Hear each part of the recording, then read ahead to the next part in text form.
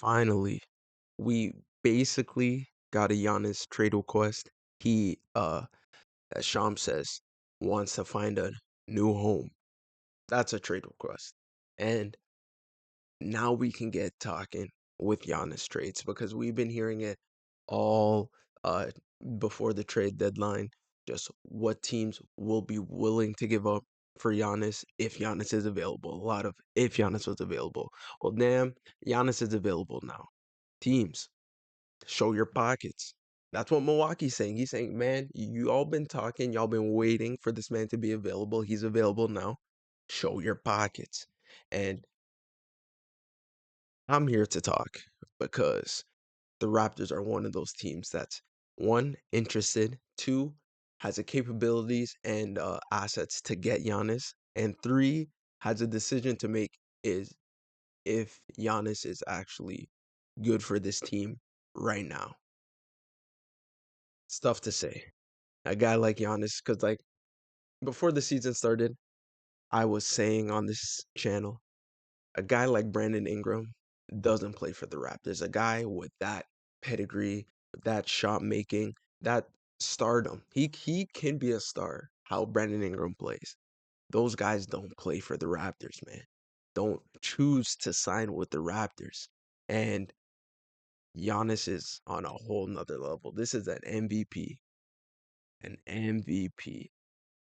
having interest. Like this is one of the teams he would go to. It feels good. We're having a great season, so let me not act like that's a part of it. We're the third and fourth seed.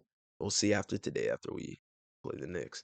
Um, and we're just a way better looking destination for guys to go to at this current moment.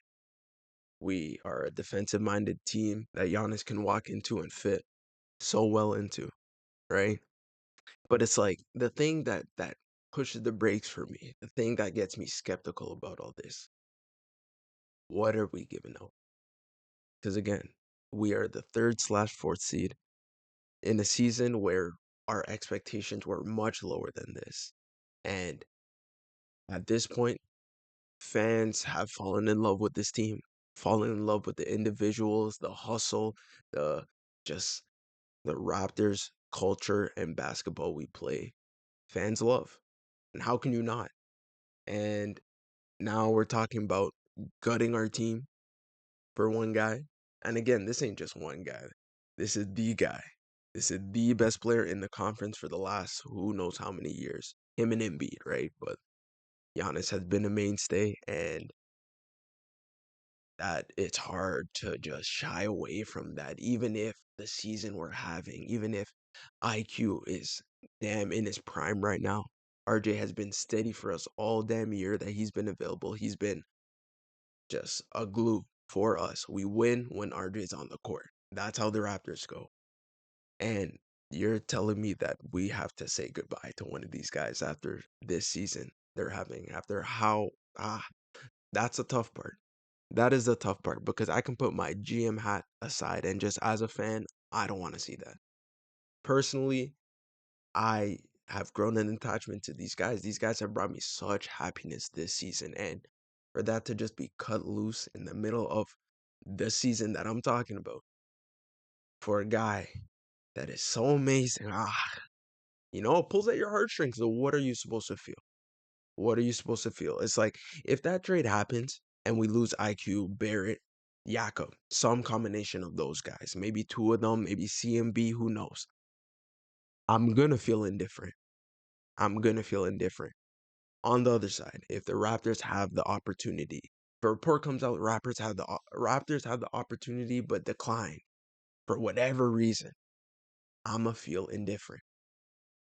There's no winning. So let me think about this objectively. Objectively, does Giannis Antetokounmpo coming to this team right now make us a challenge threat this season? Hell no.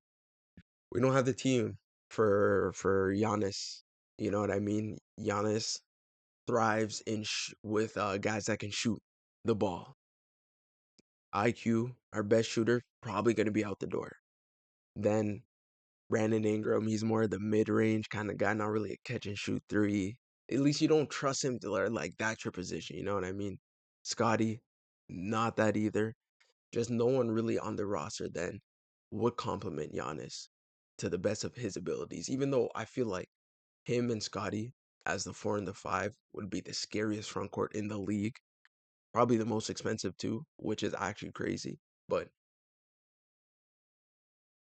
that part of it kind of makes me feel like no, not for the now. Talking about next season, talking about making some trades, moves around the margins, get Grady Dick out of here, get a real shooter, maybe. But I feel like just for how you may have the fan base feeling, for how if this backfires, how the organization will feel, what moves we will be kind of forced to make because we'll be a damn expensive team with three guys making a lot of money. And like we have a couple guys making a lot of money right now, but this is on another level. Like two or yeah, it's it's tough to say. This is a tough decision because man, how can you say no to Giannis? Honestly, like how can you? How can you? Two-time MVP, best player in the conference for who knows how long. How can someone just say no when you can see what he brings to the team still? Main thing to me is that it just sucks that we don't have the perfect team to complement him right now. So it would feel weird to do it. It'd feel like more of a project, more of a like next 2, 3 years is ours. But this year we got to reevaluate kind of thing, and I don't want to do that after the start we had. If he's available in the off season, I would be way more up for that. Like way more up for that. But as we are speaking right now, I'd like to stay pat. Y'all can let me know if I'm wrong or if you agree. Like the video, subscribe. Peace.